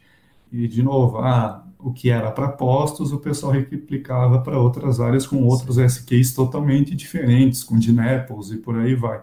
Essa parte são as principais, mas em um outro problema que daí eu falo que eu estou tentando agora, estando do outro lado, mudar isso, é a questão de coleta de informações e vontade de coletar informações prévias para eu construir meu modelo conceitual inicial. E não simplesmente, não, conforme entrevista com o Joãozinho, nunca teve nada no posto. Claro que ele vai falar que nunca teve nada. Claro. A gente sabe que é assim. Mas assim, por que não vai atrás do órgão ambiental e pede vistas do processo? Para a prefeitura A, B ou C, para alguma secretaria de obras? Nossa, quantas informações você pode conseguir? E falando do Estado do Paraná, acho que é importante colocar. Hoje a gente tem uma ferramenta para solicitação no estado inteiro, não só para coisas em relação ao IAT, para todos os órgãos, que é o e-protocolo. Pelo e-protocolo, você pode, junto com o responsável legal, fazer solicitação para ver vistas de todos os processos que, por exemplo, né, se tenha no órgão ambiental, pelo CNPJ, pela razão social e por aí vai. Às vezes você não tem a relação dos protocolos, né, mas se você tiver, melhor ainda. Então, faça essa solicitação prévia antes de chegar com a tua avaliação preliminar. Porque o que mais acontecia, Marcão, também, um outro ponto, além dessa parte da negligência do solo, eram avaliações preliminares que não falaram que nunca tinha acontecido nada. Sim. Mas, assim, graças a um ilustre colega, que eu esqueci de falar, e eu tenho que falar o nome dele, que é o senhor Emir Bosa, que foi a primeira pessoa que eu sentei do ladinho dele. Ele tem 40 anos de IAP, ele passou por tudo. Ele me ensinou muito sobre todos os sistemas do IAP. E ali ele me ensinou a mexer em todos os sistemas, então eu conseguia ter informações de histórico do posto de vários anos atrás. E vinha uma avaliação preliminar e falava, nunca teve nada aqui. Eu falava, epa, peraí, vamos ver lá. Peraí. Eu ia lá, via, aconteceu isso, aconteceu aquilo, aconteceu esse outro. Então, assim, essa questão da avaliação preliminar, que a gente sabe que é a base de tudo. Para eu construir um plano de amostragem, pois é, precisa ter a riqueza de informações, né, e a elaboração do modelo conceitual inicial. Essa questão, então, do solo, negligência, né, quanto à amostragem, representatividade de dados, falta de coletas na parte saturada, e essa questão do modelo conceitual, principalmente inicial na preliminar, e aquele outro ponto que eu falei, de parar um pouco e observar o que o resultado da ferramenta está me dando para daí eu ter uma conclusão. Acho que são as principais coisas que, infelizmente, aconteciam ali. 1, 2, 3, 20 complementações. Não tinha como, sabe? E não sei se felizmente ou infelizmente, do meu ponto de vista, eu vejo como felizmente, quando eu fazia o meu parecer, eu fazia um parecer de maneira a criar uma lógica do estudo. certo. Né? Não só, não atendo artigo tal, não.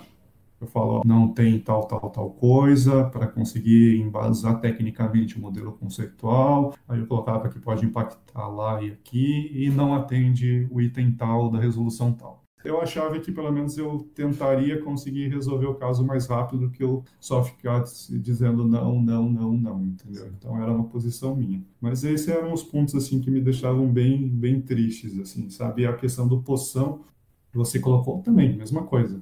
Ah, você fez a tua sessão filtrante desse jeito por quê? Não sei.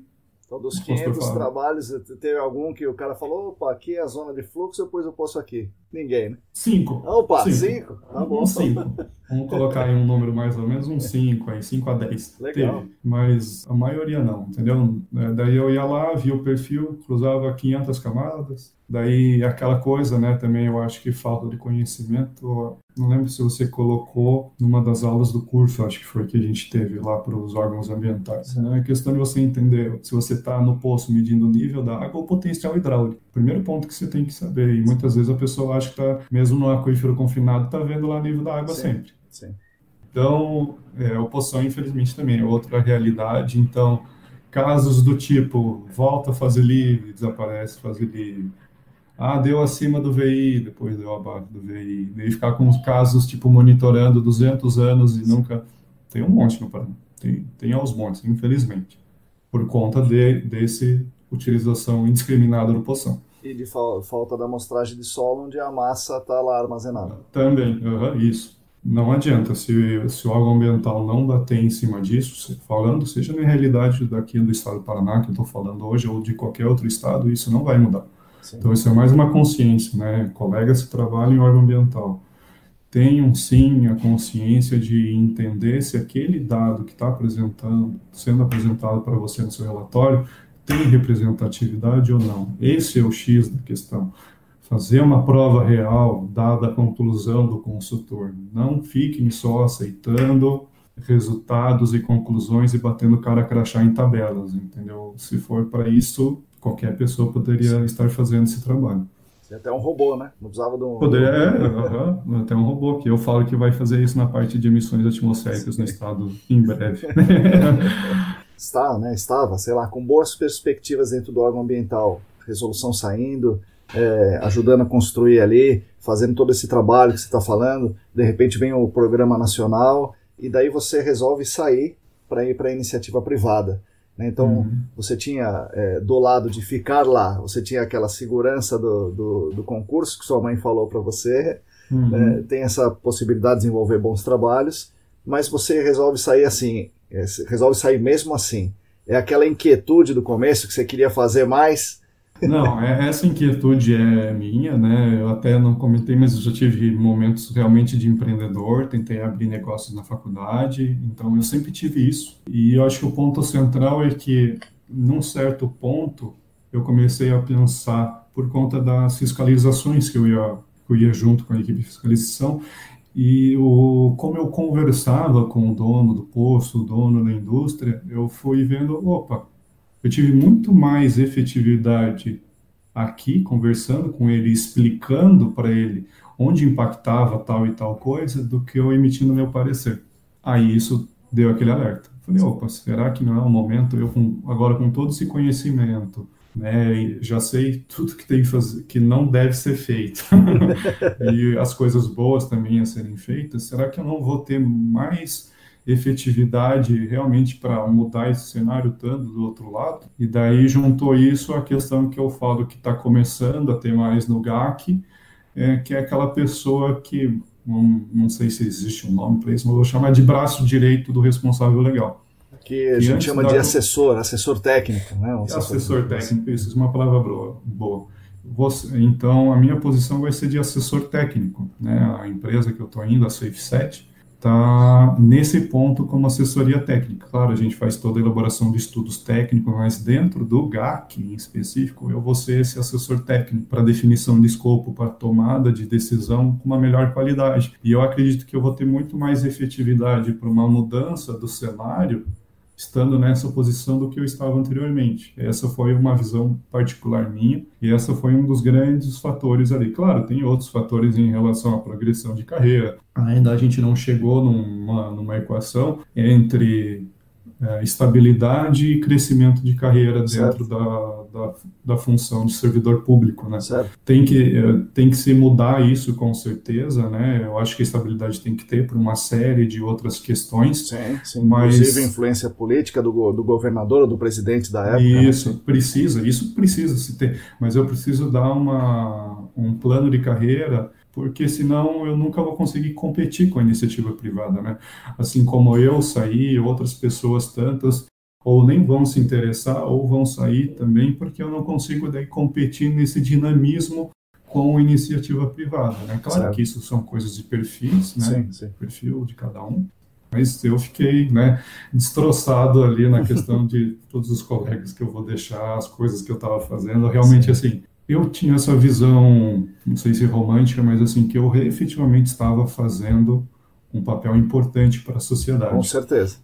Que eu não estava simplesmente assinando um parecer por assinar para sair uma licença, para liberar uma área para reabilitação, para intervenção. Não, é que realmente aquilo tinha um impacto na vida das pessoas. Sim. E com essa consciência que me fez eu ficar triste em partes, porque eu acho que quando você está com a fé pública do seu lado, né? Quando você é servidor, isso é mais forte do que quando você vem para a iniciativa privada, né? Porque daí é uma relação de iguais, você pessoa jurídica ou, né, física com outra pessoa jurídica, você não é mais o Estado. Então, nesse ponto, eu fico triste, assim, né?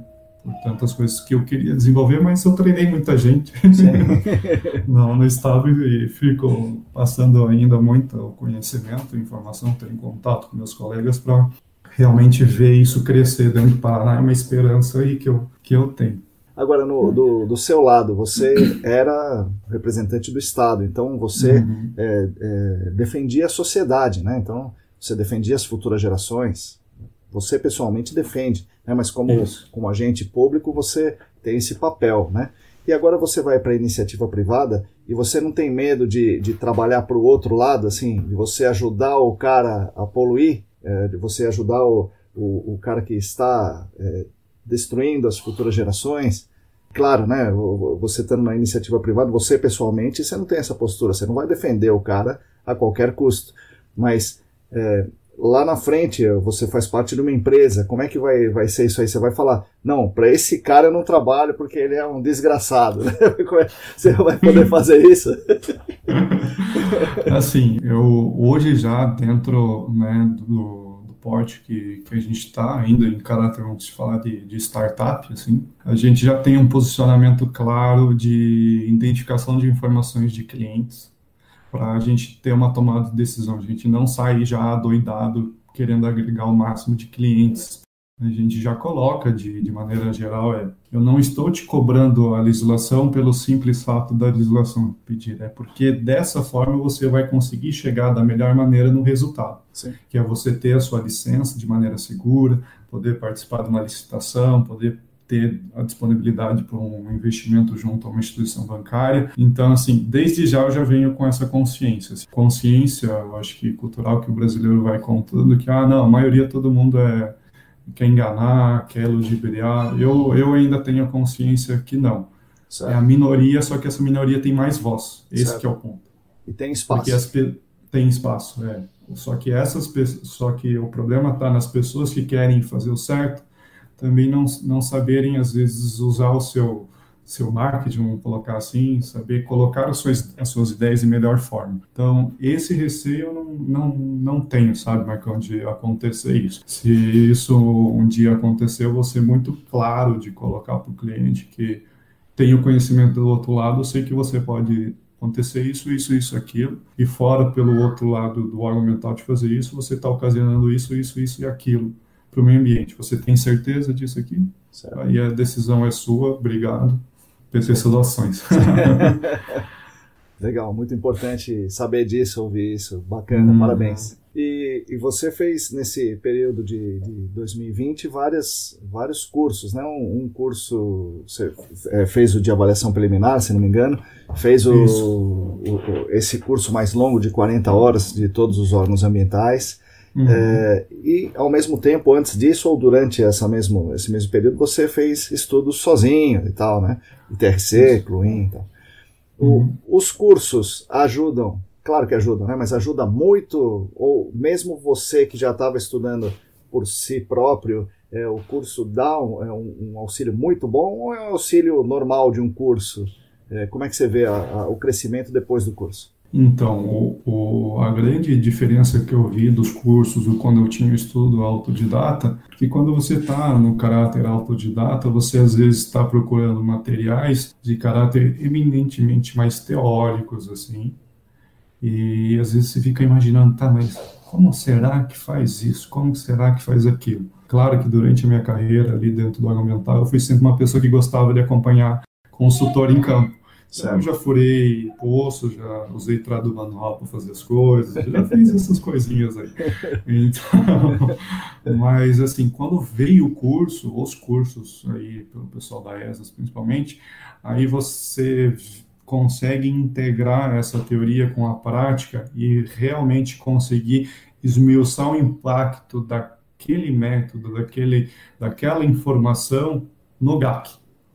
Realmente conseguir chegar nesse nível de conhecimento, porque daí você ganha você sobe de nível, você tem um outro nível de desenvolvimento quando você entende o impacto daquilo na vida real. Certo. Entendeu? Por mais que eu falo que, né, a questão do ITRC, né, do CLUIN, eu acho que eles são muito práticos, né? O americano tem isso, né? Sim, guias sim. E tudo mais, aqui, até, passa ali, faça assim, né? Cheio de flowchart ali e tal, essas coisinhas. Mas com os cursos tive mas um largo desenvolvimento de entender o impacto na parte prática, aí tanto que eu falava, né, ali no começo da entrevista de replicar conhecimento. Eu tive mais confiabilidade para replicar esse conhecimento. Ter o conhecimento, mas falar a língua do seu interlocutor. Certo. Quanto mais propriedade você vai ganhando esse assunto, quanto mais eu tinha e participava do curso com o pessoal, mais isso ia se desenvolvendo dentro de mim para eu conseguir, não só no dia a dia do meu trabalho, fazer análises mais qualificadas, conseguir conversar de uma maneira tal, recomendar coisas para o consultor para que ele consiga resolver o caso e treinar pessoas, entendeu? E já treinar a pessoa diferente do que eu comecei lá autodidata sem saber a luz do fim do túnel. Certo. Aí eu já treinava a pessoa, ó, isso aqui precisa disso aqui porque vai impactar lá, ó, isso aqui precisa disso aqui porque vai impactar naquela outra parte. Legal. Então isso foi muito legal, muito importante. Eu agradeço de verdade, eu agradeço você principalmente por ter feito isso, porque foi uma iniciativa muito legal, mas muito legal e única aí dentro da área do meio ambiente e contribuiu assim para a minha formação como profissional e para a difusão de conhecimento dentro lá do órgão ambiental do Estado do Paraná, com certeza.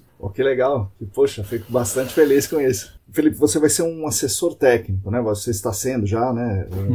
Um assessor técnico ali, então você vai ficar apoiando o responsável legal nos trabalhos de GAC, né? Então a sua empresa não vai executar um relatório de avaliação preliminar, de investigação confirmatória. Isso. Então você vai ajudar o cara a contratar empresas, né? Contratar profissionais ou empresas que vão fazer o relatório, vão coletar os dados, vão interpretar os dados, analisar e tal.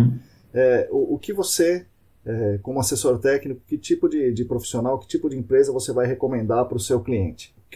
Quais serão os critérios de avaliação? O que a empresa, para prestar serviço para o seu cliente, tem que te mostrar para você dar o seu aval?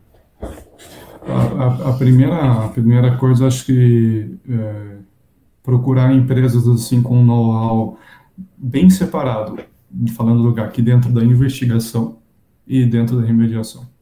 Eu vejo muitas vezes coisas se misturando, empresas que são mais de investigação se metendo a remediar ou vice-versa, e isso normalmente não acaba bem, pela minha experiência que eu tive. Mas dentro de requisitos ali para as empresas, não adianta. Empresas que não me apresentem, que utilizem ferramentas que vão poder me possibilitar uma coleta da matriz de solo de água de maneira representativa, ou seja, a pessoa já me vem com um trado manual, já me vem com helicoidal e por aí vai, nem vai entrar no patamar aqui do nosso contratação. Então, esse é um ponto importante. a questão de realmente, na proposta, mais do que simplesmente, vou cobrar metro a metro X mil reais ou por aí vai, Certo. é realmente ver se a pessoa entender o modelo conceitual daquela área em específico, né? Falando de casos que às vezes eu já tenho um estudo pretérito, ou eu mesmo, como assistente técnico, vou construir modelos conceituais para apresentar para essas empresas, né? Isso é importante. E eu entender que mais do que uma solução genérica, não, vou fazer 3 poços, um a montante, 2 a jusante, Certo. e essas coisinhas aí que eu nem quero ver, que a pessoa me mostre uma segurança, que ela tem entendimento do modelo conceitual, seja pela parte das substâncias químicas de interesse, mesmo que o nosso carro-chefe hoje da Safe seja a questão de postos, né? Então, El-Naples vai ser a temática, né? Que bom que eu vou fazer o curso de El-Naples. Legal. Segunda-feira, nós estamos gravando aqui dia 30 de janeiro, na segunda já começamos o curso. Isso mesmo. E que a investigação seja a grande atriz do GAC. Não querer ficar, de maneira geral, já querendo me apresentar planos para injeção de surfactante, de oxidante químico, porque é assim, porque o meu é melhor, porque não sei o que, o meu é patenteado. Não. Eu quero uma investigação sólida, né? Nós, da empresa, queremos empresas que tenham consciência em investigação sólida, retorno de investimento, falando além da área do meio ambiente, retorno de investimento mais rápido também para o nosso cliente lá na intervenção, entendeu? Certo. Eu brinco, fazer uma analogia com os donos de posto, assim, né? Você, por exemplo, você tem um filho, vou colocar um cenário hipotético bem bizarro. Seu filho está com câncer. Você vai deixar o médico operar ele simplesmente com um exame de sangue simples? Então, mesma coisa aqui, devidas às proporções, mas eu preciso ter uma riqueza de estudos muito maior, Sim. mas para eu ter assertividade na minha intervenção. Então, o escopo que a gente vai querer e ouvir dos nossos contratados é nessa parte, que a investigação tenha uma consciência do modelo conceitual e que as abordagens para coleta, os métodos de sondagem, desenvolvimento e instalação de poços mostrem que eu vou conseguir ter uma representatividade daqueles dados. Ter dados aos montes e que não valem para nada é a mesma coisa que não ter nada. Sim. Então, Até a pior. gente não quer trabalhar com empresas que tenham infelizmente, ainda essa vertente e que, né, assim como você já comentou, eu comentei hoje aqui, são ainda a maioria no GAC do Brasil como um todo, né? Falo que eu vou penar, né? Vou sofrer, mas vou tentar ali o máximo possível. Legal. Quais são as grandes lambanças que você já viu nos relatórios? Por exemplo, aqui a gente já tem histórias famosas aqui em São Paulo, daqueles 15 metros que você falou, do cara antigamente furar 15 metros, instalar um poço sem seção filtrante, né, e dizer, olha, não tem água aqui, tá na beira do rio, mas não tem água, então por não ter água ele não precisa avançar na investigação. Ele comprova, entre aspas, com um poço que não tem seção filtrante. Então isso é uma lambança clássica aqui. A outra lambança clássica aqui de São Paulo é o cara tem um posto de gasolina, né, com fase livre, e o cara injetar a água com pressão. Então o cara injeta a água com pressão e a fase livre some do poço. Mas obviamente não some, né? O engenheiro químico sabe bem melhor do que eu, mas a fase livre não some, ela só sai do poço. E tem o clássico do cara que oxida o poço. O cara joga oxidante no poço e amostra o próprio poço, né? Para dizer que está remediado. Então, que lambanças assim você já viu ali? Já vi todas essas aí. E falando em especial da última, vai beirar o absurdo. Mas eu já vi nesse de injetar, a pessoa pegar um regador, fazer a solução, Nossa, e injetar direto ali no poço. Nossa. Eu falei não, e apresentou foto no relatório, não é que eu acompanhei, porque senão eu tinha tido um ataque no coração. Quando eu vi o relatório, eu falei não. Ele teve a coragem de apresentar isso aqui. E assim, e depois fez amostragens dali no ponto onde ele, né, regou. Ele não tem nada. Ó, deu abaixo mais do que abaixo da CMA, deu abaixo do VI, ó. Sim. Olha que beleza isso aqui. Assim, eu falei, nossa, que parabéns, né? Muito bom mesmo. Então, essa foi um dos casos. Não, esse foi um caso muito que eu lembro muito bem. Já vimos casos assim também de falar do hidrocarboneto, tal, era natural do solo. Sim, Eu sim. falei, nossa, a Petrobras não Pois descobriu é, combustível refinado pois já. é. Para que ela está gastando com extração Então, lá se ela já tem a opção que ela precisa? É só colocar ali os equipamentos e abastecer o carro. E falando de erros assim, daí um pouquinho menos esdrúxulos do que esses, questão de planos de intervenção. Pensando do ponto de vista de um projeto básico, erros assim de cálculos, ausência de cálculos estequiométricos para chegar na demanda de oxidante. Fora isso, né, que quando chega isso a pessoa acha que é só a química que envolve, meio físico não não existe, importa, né? Como se estivesse demanda natural de no tubo de oxidante não ensaio, né? importa, né? Ah, coloquei 8 litros. Tá, mas 8 litros deu no cálculo bonitinho da reação A mais B dá C. Que você viu lá no ensino médio que nem é bem assim, ó. Se eu for abrir para você a reação, não é assim, não. Ó. Tem um monte de reação secundária aqui, você não falou da constante reação, cadê o Arrhenius aqui e tal? Aí o engenheiro químico começa a brilhar em Já. cima da pessoa. Mas daí, então, essas questões, alguns dos erros, e uma outra, um termo, acho que é o Charles, lá do Ibraosa, que eu acho engraçado, que é o TAND, né? Sim, Tentativa de atenuação natural por descaso. sim. No Paraná acontece bastante. E, então, não, vai a atenuação natural. Então, você Sim. não precisa fazer mais nada. Não, não. Tchau. Vai Tá, ter mas se o atenuação. nome é atenuação natural monitorada, pelo menos tem que Cadê? monitorar. Cadê o É, monitoramento? né? Foi o começo de tudo. Aí, isso, aí, e assim, essa parte de atenuação era até um negócio que eu tinha muito preconceito. Quando eu comecei, eu falava, não, isso aí é balela. Isso aí não existe. Aí, falando dos casos positivos, né, Sim. também, aí eu tive, nossa, contato, acho que Rodrigo é nome bom para ser de GAC. Meu Sim. filho não foi Rodrigo, mas eu conheci um Rodrigo aqui também no Paraná, que é da Legal. Repar, né, da refinaria aqui do estado, dessa parte de gerenciamento das contaminadas dele, e ele é um expert nessa área de atenuação natural. Ele me ensinou muito, muito sobre isso, e ali eu consegui começar a ver, Que tem existe. fatores abióticos Sim, sim, envolvidos, bióticos envolvidos, a mineralogia importa, como que eu posso comprovar sim, efetivamente que sim. aquele site pode ter essa questão de possibilidade de atenuação, depois da manutenção, né, os indicadores, Sim. né, que realmente está acontecendo e mantendo esse cenário.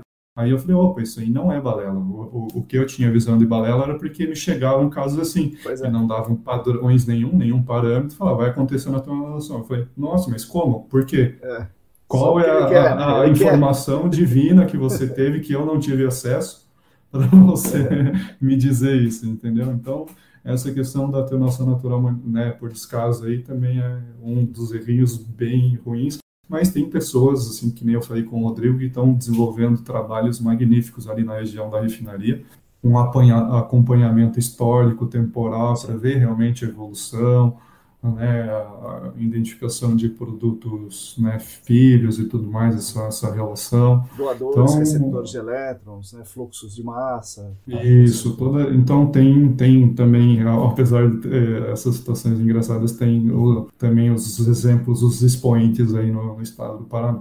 Bom, Felipe, estamos chegando mais perto do fim e eu vou fazer uma pergunta para você. Se você encontrar o Felipe jovem lá, você fala para ele, ô meu, aguenta mais um pouco aí no futebol, limpa essas caneleiras aí, ou você fala, não, segue nessa engenharia química que o pré-sal não vai dar muitos empregos, mas é uma área boa. Com certeza, ali a segunda opção de continuar, né, ser engenheiro químico, eu falaria para, ó, faça mais coisas antes, devia ter feito um curso técnico, algumas outras Sim, sim. coisas antes, porque é uma área incrível, uma área assim magnífica do conhecimento. Dentro da área de engenharia, eu falo uma das mais ecléticas que tem, entendeu? Eu tenho colegas trabalhando desde o marketing ao chão de fábrica, entendeu? Por conta da visão de processo que o engenheiro químico tem, e processo é uma coisa para a vida, você saber encadear as coisas uma atrás da outra e saber onde você quer chegar, para tudo na vida precisa Sim. disso. Então, o engenheiro químico com certeza falaria, Felipe, faça engenharia química, pare de jogar bola, já não, entendeu? Para antes aí, com uns Para 15. antes, entendeu? Para antes, entendeu? Só joga bola, né? Ali Sim, para na brincar. cidade, para de investir nisso. Quando eu saí da faculdade, nem tanto, Mas hoje eu me sinto muito realizado de ser engenheiro químico, a importância que eu tenho como profissional dessa formação nesse mercado de gerenciamento de áreas contaminadas, o quanto que esse meu conhecimento e outras coisas que eu vou aprender e com a minha visão de engenheiro químico eu posso transformar e realmente nessa posição que eu estou hoje de assessor técnico, converter, né, como se fosse assim, mais pessoas a realmente fazerem o certo, a procurarem a melhor solução dentro dos parâmetros ambientais e econômicos e saber explicar isso de uma maneira um pouco mais simples para alguma pessoa que não tem o entendimento. Então, por isso, por todas essas razões, eu sou muito feliz hoje de ser engenheiro químico. Bom, Felipe, agora é aquela hora que você faz uma pergunta para mim, o convidado me pergunta alguma coisa, né? Então, é a hora que você, como convidado, faz uma pergunta simples para mim. Uma questão acho bem importante, qual que você acha a aplicabilidade? Nos Estados Unidos é muito normal as resoluções, não digo resoluções, mas os termos de referência serem guias técnicos, né? Não serem tanto essa questão de força de resolução, de lei, como é aqui no Brasil, ainda mais no Paraná, que são resoluções infralegais, né? O que você acha do Brasil começar a adotar essa metodologia de se ter a lei, se ter a resolução, mas começar a emitir guias técnicos para o mercado? Você vê isso com bons olhos? Você vê alguma coisa não tão boa de emitir guias que falem como devem ser executadas as coisas? Qual que é a sua visão quanto a isso? Não, legal, boa pergunta. Eu acho excelente ter os guias técnicos, né? Ter os guias técnicos é uma necessidade muito grande. Realmente seria excelente a gente poder construir isso, fazer isso, e que esses guias fiquem mais disponíveis, sejam mais utilizados, né? Muitas vezes, por exemplo, o grupo Nicole, né? Nicole Latinoamérica faz algum guia, mas ele fica meio que restrito àquela comunidade ninguém referencia aquele guia, né? As normas da ABNT são uma espécie de guia nesse sentido, né? Então, talvez mais normas da ABNT. O problema é que na ABNT tem uma série de pequenos problemas, né? Dificuldades de se construir a norma, falta de gente para participar.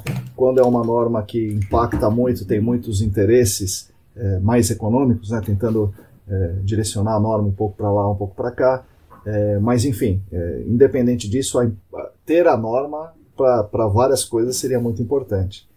Eu acho que lá nos Estados Unidos tem a coisa dos processos, né? O processo legal, né? Então, uma parte processando a outra, e para se defender ele tem que se embasar dizendo, olha, eu segui o guia tal. E aqui a gente só tem a lei, né, dos estados dizendo, olha, você tem que fazer tal coisa. Então a lei continua sendo muito mais importante do que esses guias. Ter os guias é importante e a importância vai crescer, e é muito legal, muito relevante que mais guias sejam propostos para várias coisas. Amostragem de solo. Como é que tem que ser a amostragem de solo para ELNEPO? Tem que ser assim, assim, assado, tal. Para DINEPO, tem que ser assim, assado, tal. Então tem que ter o guia. Mas a lei tem que mandar. Se a lei não mandar, aí essa é uma coisa que eu tenho visto. Olha, se a lei não mandou, o cara não faz. É verdade. Não, concordo, e eu acho que até o que falta, às vezes, é o entendimento que dos nossos legisladores, seja na área do meio ambiente ou qualquer outra área, a lei ela vai até um ponto, mas ela tem que existir. Sim. O problema também é quando a lei quer ir para a parte técnica, aí tá problema. Pois é. Entendeu? Mas eu também tenho a mesma visão, essa junção e a força de uma até um certo ponto e a descrição da outra a partir daquele ponto, eu acho que o casamento dessas duas coisas, que aí a gente consegue ter um dinamismo um pouco maior. Eu acabei meio que depois ali fazendo outras resoluções ali, ajudando o pessoal, acho que o pessoal gostou. É muito mais engessado, entendeu?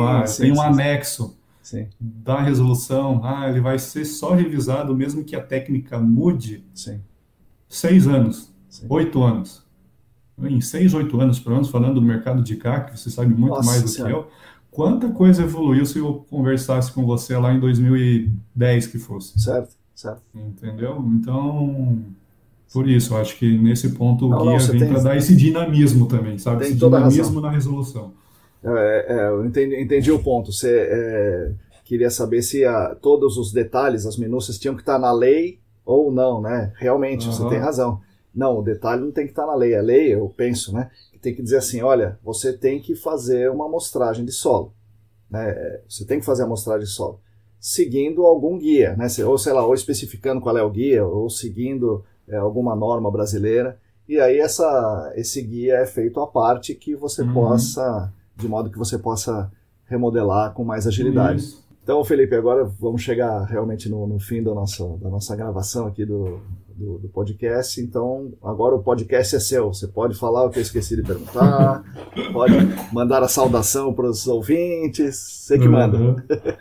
Então, para começar primeiro com uma coisa muito importante para meus colegas de formação, assim, por favor, vão para a área ambiental, engenheiros químicos, vocês têm muito a contribuir na área ambiental. Eu vejo ainda uma parcela muito pequena de engenheiro químico indo para essa área, mas a visão que a gente tem de processo, de entendimento dos fenômenos de transporte faz toda a diferença na resolução de vários casos. O engenheiro químico realmente vai poder, né, usar o termo, colocar o pingo nos is de muitas questões. Então, faço um apelo aí também para que as universidades comecem a remodelar suas grades, né, de introduzir mais o tema nas grades de engenheiros químicos, porque isso só vai trazer benefícios, mesmo que essa pessoa não vá diretamente para o meio ambiente. Você ter alguém na área de processo com uma visão, uma produção mais limpa, nossa, é um outro cenário de indústria, um outro cenário de desenvolvimento efetivamente sustentável daquela região e, consequentemente, da economia como um todo.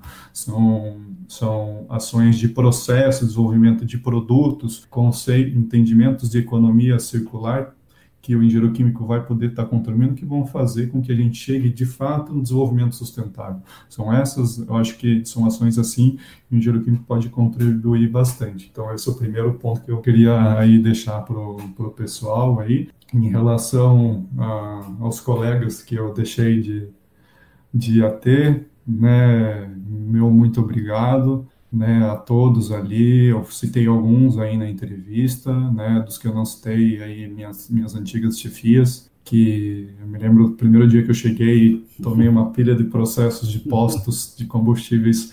Eu agradeço, foi uma porta assim para um conhecimento incrível, né, para mim. Então agradeço Rossana, agradeço Ivonete por terem me feito, né, entrar nesse mundo, e todos os colegas ali que eu construí ao longo do tempo, sejam nos núcleos regionais, sejam nas divisões, né, específicas, que nem a de geologia.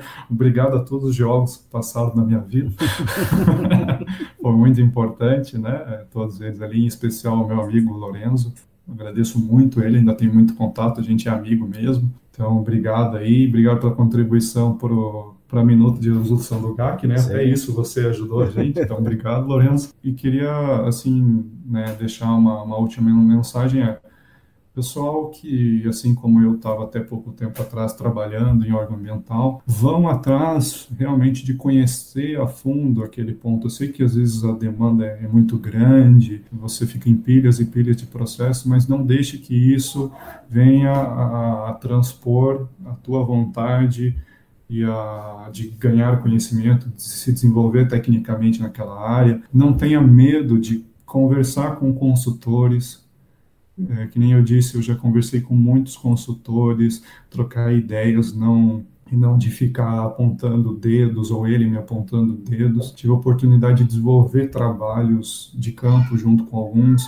Eu tive a experiência, eu não comentei, de acompanhar uma alta resolução. Legal. Isso foi algo único para mim. Eu acompanhei aqui. O engraçado que foi do lado de um lugar onde eu morava e eu não sabia que o posto era contaminado. Isso é muito engraçado. Nossa Senhora! Ainda bem que eu não morava mais lá, porque teve caso de intrusão de vapor. Vixe, Maria, ainda bem que você... Aí, né, que era com o pessoal da Impacto, em parceria com a Finkler, né? Então, até depois o César Malta foi lá no antigo ITCG fazer a apresentação e tudo mais. Então, esse tipo de experiência para o pessoal do órgão ambiental tem que existir. Não fiquem atrás de uma cadeira, de um balcão, simplesmente recebendo as coisas e dizendo se o artigo tal atendeu ou não. Certo. Saibam como deve ser feita a realização de fato daquele estudo, como que a pessoa deve fazer para se chegar e te apresentar dados que sejam representativos. A partir do momento que você ganha essa consciência, o nível teu de análise e de contribuição para a sociedade, para que os estudos melhorem e, consequentemente, o meio ambiente seja de fato preservado, é inegável, entendeu? É muito maior. Então, queria deixar esse recado para o pessoal aí. Legal. Pô, Felipe, foi muito legal. Certamente vai ajudar bastante as pessoas aí no nosso mercado. Obrigado, então, pelas palavras, obrigado pela entrevista. E é isso aí. Eu que agradeço, Marcão. Tá bom, um abração aí, se vemos com certeza mais. Beleza. Legal, pessoal. Essas foram as palavras do Felipe Nareta. Na descrição desse episódio vamos deixar os links das resoluções citadas pelo Felipe aqui no episódio, e é interessante vocês pesquisarem isso se têm a intenção de trabalhar no estado do Paraná. Como vocês viram, esse papel de assessor técnico é algo que tende a crescer no nosso mercado, no Brasil inteiro, né? Não só no Paraná, mas no Brasil inteiro. Em São Paulo isso já existe há algum tempo, mas é um mercado em expansão. E a figura do assessor técnico é algo que facilita muito para o responsável legal e também para o responsável técnico, que passa a ter com isso um interlocutor que conhece o tema e pode ajudar no entendimento do problema. Normalmente nós do mercado ficamos mais restritos aqui ao estado de São Paulo, mas como vocês puderam ver, o entendimento técnico está melhorando muito, muito, muito em vários estados do Brasil, e o Paraná é um exemplo disso. Mais uma vez, obrigado a todos por ouvirem, obrigado ao Felipe pela excelente conversa, e também aos apoiadores do canal, que possibilitam as minhas pesquisas semanais na newsletter e aqui nesse podcast. Nós, da ECD Training, junto com vocês, continuaremos lutando por um mundo melhor para todos e para as futuras gerações. Sigam a gente no YouTube, Telegram, Facebook, Instagram e todo o resto, e assinem a nossa newsletter, por favor. Estejam conectados conosco. Somos, no momento, em 262 assinantes da newsletter, 252 assinantes do canal do Telegram, 621 inscritos no canal do YouTube, 475 seguidores no Instagram e 31 colaboradores no Apoia-se.